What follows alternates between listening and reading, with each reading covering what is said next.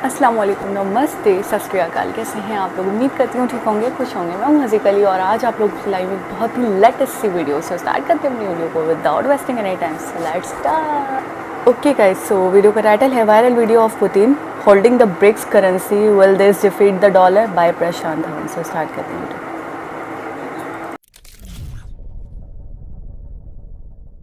नमस्कार, welcome to study IQ। मैं हूं प्रशांत धवन। नाउ आज के समय ये जो फुटेज है, ये वीडियोस, ये इमेजेस, ये दुनिया भर में हो चुकी है वायरल, क्योंकि दुनिया मान रही है कि पहली बार हम ब्रिक्स करेंसी का नोट देख रहे हैं। और ये नोट खुद व्लादिमीर पुतिन पकड़कर घूम रहे थे ब्रिक्स समिट के दौरान। ये जो वीडियो है ये मैं आपको दिखाना चाहता हूँ। नाउ यहाँ पे आप देख पाएंगे, ये आपको दिख जाएंगे व्लादिमीर पुतिन। और आप नोट करना, इनके हाथ में एक पेपर है। ये पेपर सबको दिखा रहे हैं कि देखो ब्रिक्स करेंसी देखो ना। दुनिया ने यहाँ पर ये अज्यूम कर लिया इनिशियली कि व्लादिमीर पुतिन खुद ये नोट प्रिंट करके आए हैं और दुनिया को दिखा रहे हैं कि देखिए ऐसी होगी ब्रिक्स करेंसी। मगर मैं यहाँ पे आपको एक बात बता दूं, ये जो नोट है ना, ये किसी ने व्लादिमीर पुतिन को गिफ्ट किया था ड्यूरिंग द समिट। और फिर व्लादिमीर पुतिन ये नोट बाकी को दिखा रहे थे कि देखिए लोग ये भी अब आज के समय एक्सपेक्टेशन लगाकर बैठे हैं कि ब्रिक्स की करेंसी होगी और नोट कुछ हद तक ऐसा होगा। ऐसा नहीं है कि ये जो नोट है जिसका डिजाइन आज से कई महीने पहले इंटरनेट पे सामने आया था, ये बन चुकी है ऑफिशियल ब्रिक्स करेंसी। ये एक कॉन्सेप्ट है, अभी तक कुछ ऑफिशियल हुआ नहीं है। बट हाँ, व्लादिमीर पुतिन जो ये नोट लहरा रहे थे, जिस तरीके से इनको ये नोट का डिजाइन पसंद आया, पॉसिबिलिटी देखिए लगातार बढ़ती जा रही है कि इवेंचुअली 1 या 2 साल में ब्रिक्स करेंसी या फिर ब्रिक्स डिजिटल करेंसी जैसी कोई चीज दुनिया के सामने जरूर आएगी। बट अभी के लिए जो ये कॉन्सेप्ट आपके सामने है ना, ये डिजाइन किया गया है। ये बिल्कुल रशियन गवर्नमेंट ऑफिशियल्स काफी बार सोशल मीडिया पर पोस्ट करते हैं। व्लादिमीर पुतिन खुद ये नोट लहरा रहे थे, बट ये ऑफिशियल डिजाइन अभी तक अप्रूव हुआ नहीं है।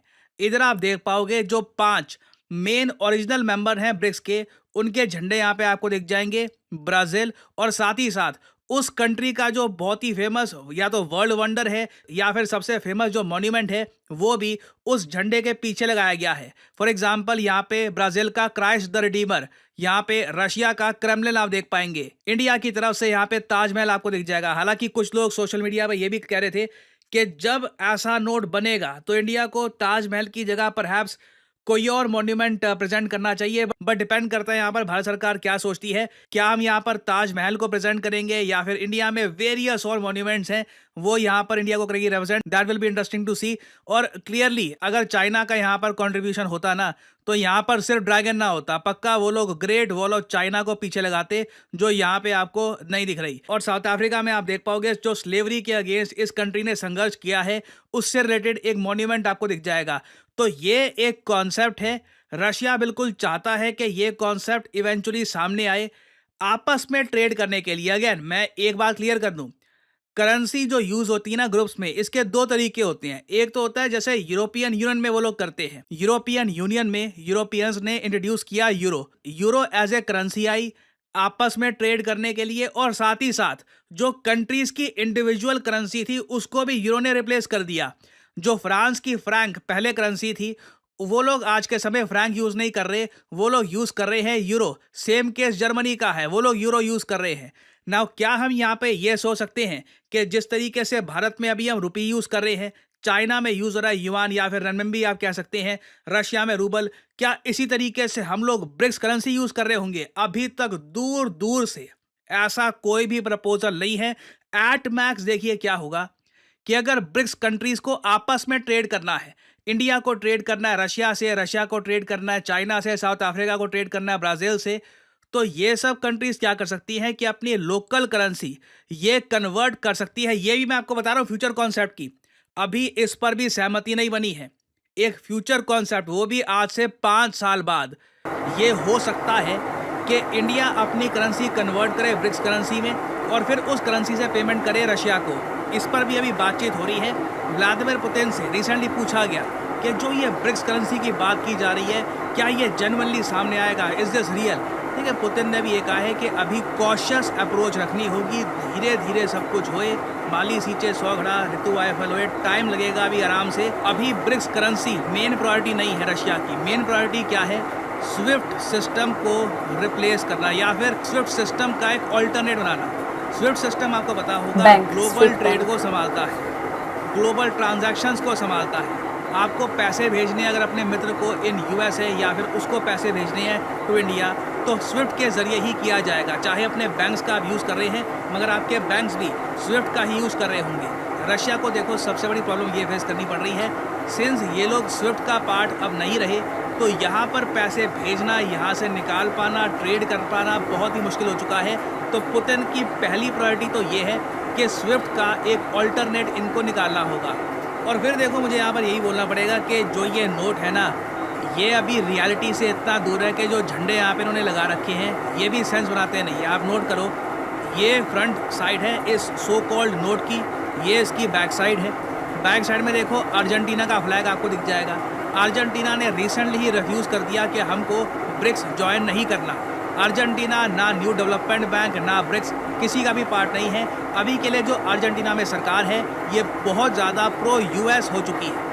फिर आप अगर देखो यहाँ पे जिम्बाब्वे आपको दिख जाएगा। जिम्बाब्वे ब्रिक्स का पार्ट नहीं है कहीं से भी, बस इसका नाम डाल दिया गया है, फ्लैग भी डाल दिया गया है। Does not make any sense.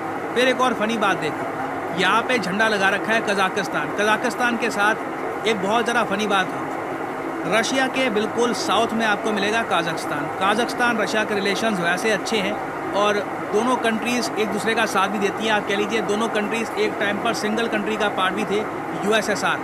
मगर रिसेंटली रशिया ने कहा कि काज़ाख्स्तान आप ब्रिक्स ज्वाइन क्यों नहीं करते, इतनी सारी कंट्रीज ज्वाइन कर रही है ब्रिक्स, आप भी ज्वाइन करिए।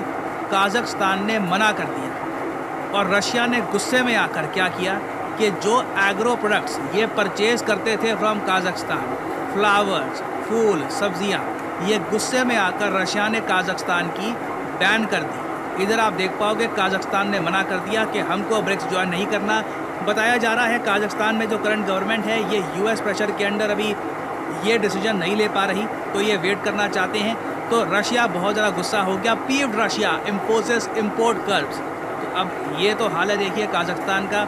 अब क्या सोचकर जिसने भी डिज़ाइन बनाया है ये नोट का, इसने काज़ाख्स्तान का झंडा यहाँ पे डाल रखा है। तो अगर जियोपॉलिटिक्स की बेसिक भी अंडरस्टैंडिंग है ना आपको, आप ये नोट देख के थोड़ा सा हंस देंगे। और अभी व्लादिमीर पुतिन भी जो ये नोट लहरा रहे थे ना, ये मैं कहूँगा एक जेस्चर है कि फ्यूचर में इसके बारे में हम सोच सकते हैं। अभी के लिए ये कॉन्सेप्ट भी मुझे लगता नहीं है कि कोई एक्सेप्ट करेगा। ना झंडे यहाँ पर कोई सेंस बनाते हैं, ना लैंग्वेजेस, बहुत सारी गलतियाँ भी हैं यहाँ पर। और वैसे फाइनली मैं आप लोगों से सवाल पूछना चाहूँगा, कल को मान लीजिए हाइपोथेटिकली स्पीकिंग ब्रिक्स करेंसी बनती है, उसमें इंडिया की तरफ से एक मॉन्यूमेंट हम ऐड करते हैं, तो आपके हिसाब से वो मॉन्यूमेंट कौन सा होना चाहिए?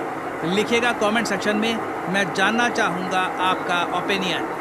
और फाइनली यहाँ पे मैं आप लोगों से एक सवाल पूछूंगा। क्वेश्चन ये है कि वो कौन सा देश है जो रिसेंटली 69th मेंबर बना है एशियन डेवलपमेंट बैंक का?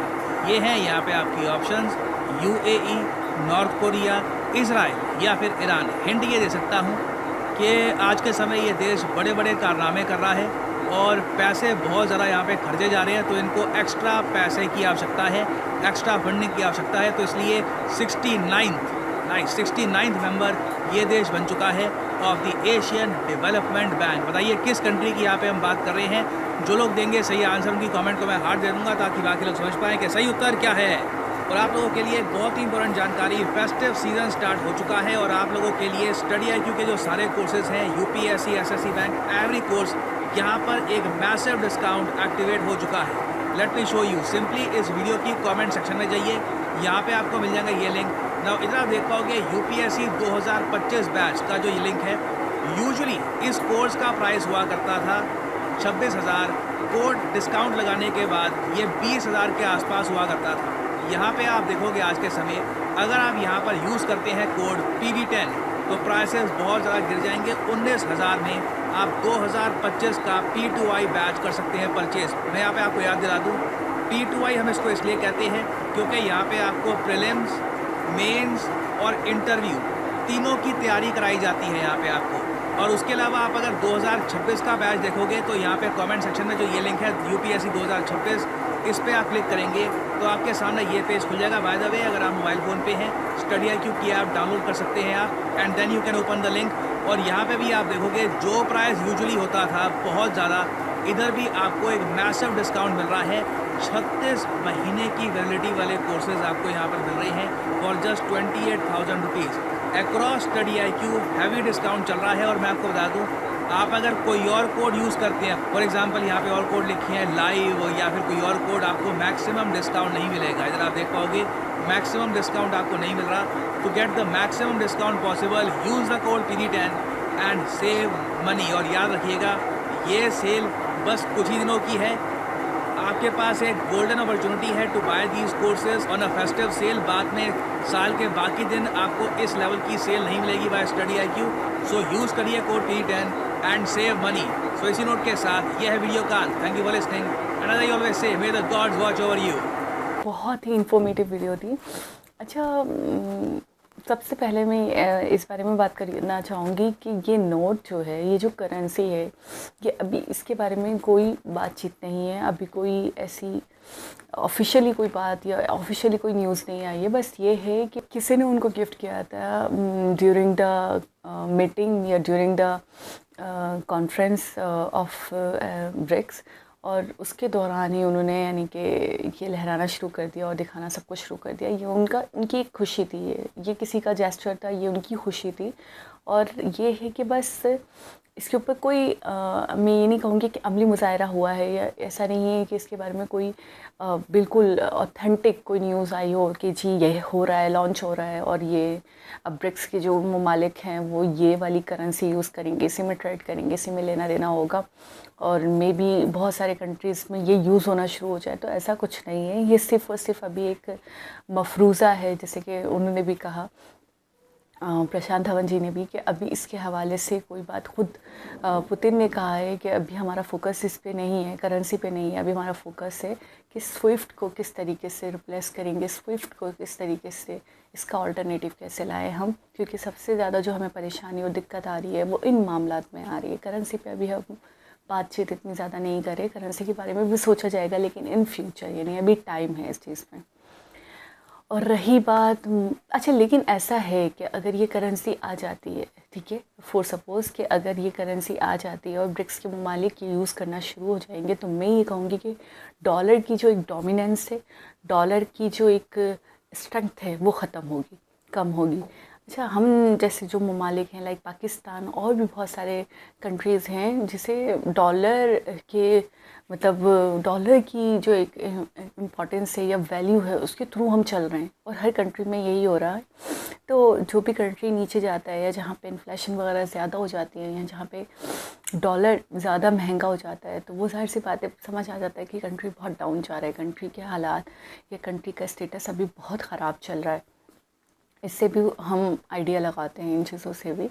तो मैं ये सोचती थी, जब भी सोचती थी डॉलर के हवाले से, तो मैं ये सोचती थी सिर्फ एक ऐसी करेंसी है जिसका हर करेंसी पे राज है, या जिसका हर मुल्क में राज है, जिसको लेकर हर कोई लेन देन करता है, ट्रेड होता है, हर चीज़ उसी पे होती है, उसी पे मबनी है, उसी के ऊपर हम मतलब डिपेंडेंट हो चुके हैं, ठीक है। कहीं ना कहीं डॉलर ने हमें जकड़ लिया है, ठीक है, कोई और करेंसी उसके मद्दे मुकाबिल नहीं है। तो इसकी डोमिनेंस को तोड़ने के लिए, या ये कह लें कि इसकी एक जो एक दादागिरी है हर मुल्क में, हर जगह एक इंटरनेशनल करेंसी के नाम पे जो ये है, चलता है, और इसको सभी एक्सेप्ट करते हैं, और इसकी वैल्यू जो है दिन ब दिन बढ़ती ही जा रही है। तो इसको ख़त्म करने के लिए यकीनन कोई और करेंसी भी होनी चाहिए, जो 5 से 6 ममालिक आपस में भी अगर ट्रेड करते हैं तो उसको यूज़ करते हुए करें, वहाँ पे डॉलर का कोई अमल दखल ना हो। तो ये बहुत बड़ी बात है कि ब्रिक्स के अगर ममालिक हैं, इनके 5 ममालिक हैं और भी ऐड हो रहे हैं, तो अगर करेंसी लॉन्च हो जाती है इस तरीके से और इसमें लेन देन होता है, तो बहुत हद तक डॉलर को फ़र्क पड़ेगा, बहुत हद तक ये जो डॉलर की एक डोमिनेंस है वो ख़त्म होगी या टूटेगी, ठीक है। बिल्कुल पूरे तरीके से तो ज़ायल नहीं होगी, खैर ज़ाहिर सी बात है, उन्होंने अपनी एक अच्छी छाप बनाई हुई है। और वेस्टर्न कंट्रीज़ को मैंने एक चीज़ देखी है कि वेस्टर्न कंट्रीज़ ने हर जगह अपनी हुकूमत, अपना राज रखा है। देखिए, कहीं ना कहीं हमें अपनी ज़ंजीरों में फंसाया हुआ ये कहें, या अपनी बेड़ियों में फंसाया हुआ ये कहें तो गलत नहीं होगा। कहीं ना कहीं घूम फिर कर हमें उनकी ज़रूरत ही पड़ती है। अब देखिए, स्विफ्ट के हवाले से ही बात कर लेते हैं कि कोई भी बैंक काम कर ही नहीं सकता विदाउट स्विफ्ट। कहीं ना कहीं किसी ना किसी तरीके से स्विफ्ट का ही हमें मतलब ज़रूरत पड़ती है। हमें ऐसा लगता है कि हमारे बैंक्स में ट्रांजैक्शन हो रही है, लेकिन कहीं ना कहीं अभी बताया उन्होंने कि स्विफ्ट बैंक से ही लिंकअप होते हैं हमारे बैंक पे। तो अगर स्विफ्ट किसी को ब्लॉक कर दे या स्विफ्ट ना काम आए या स्विफ्ट के थ्रू हम काम ना कर सकते तो फिर हम बहुत ज़्यादा मोहताज हो जाते हैं और हमें उसका कोई और अल्टरनेटिव नहीं मिलता। तो इसका मतलब ये है कि कहीं ना कहीं हमें तमाम कंट्रीज़ को, वेस्टर्न कंट्रीज़ ने अपनी मुट्ठी में, अपने हाथ में रखा हुआ है। चाहे वो डॉलर के थ्रू ले लें, चाहे वो स्विफ्ट के थ्रू ले लें, चाहे वो अपनी एडवांस टेक्नोलॉजी के थ्रू ले लें, तो हमें कहीं ना कहीं अपनी मुट्ठी में बंद करके रखा है। और इससे निकलने का सिर्फ़ और सिर्फ एक ज़रिया यही है, एक रास्ता यही है कि इनके ऑल्टरनेटिव्स हो। ये नहीं तो ये सही, ये नहीं तो ये सही, ये चीज़ होनी चाहिए। जैसे हमारे पास बहुत सारे चॉइसेस और ऑप्शंस होते हैं, तो किसी एक का राज नहीं होता, ठीक है, हम डिफरेंट ऑप्शन भी चूज़ कर सकते हैं। तो इसी तरीके से डॉलर में भी होना चाहिए, स्विफ्ट में भी होना चाहिए कि कोई ना कोई अल्टरनेटिव्स होने चाहिए इनके, ठीक है, ताकि इनकी डोमिनेंस कम हो, ताकि वेस्टर्न कंट्रीज़ का जो एक हमारे ऊपर भरम है वो कम हो, किसी भी तरीके से वो टूटे। अच्छा, दूसरी बात ये मॉन्यूमेंट पे आते कि अगर आप चाहते तो मुझे ऐसा लगता है कि वैसे तो बेतहाशा लातादाद मॉन्यूमेंट्स हैं इंडिया में और हर एक से बढ़कर एक है। लेकिन ताजमहल भी मेरे हिसाब से ठीक है, ओके, लेकिन बे ऑफ बंगाल वो मुझे बहुत प्यारा, बहुत खूबसूरत लगता है। अगर वो होता तो आप लोग भी कमेंट के ज़रिए बताइएगा कि आप लोग, थोड़ा हल्ला ख़राब मेरा तो आप लोग कौन सा मॉन्यूमेंट देखना चाहते हैं इस करेंसी पे। अगर ये करेंसी इन फ्यूचर आती है तो इंडिया की तरफ से कौन सा मॉन्यूमेंट होना चाहिए। तो एक बहुत ही इन्फॉर्मेटिव वीडियो थी, बहुत ही इंटरेस्टिंग भी वीडियो थी। दोबारा किसी और वीडियो के साथ आपसे मुलाकात होगी। जब तक अपना बहुत सारा ख्याल रखें। अल्लाह हाफिज़।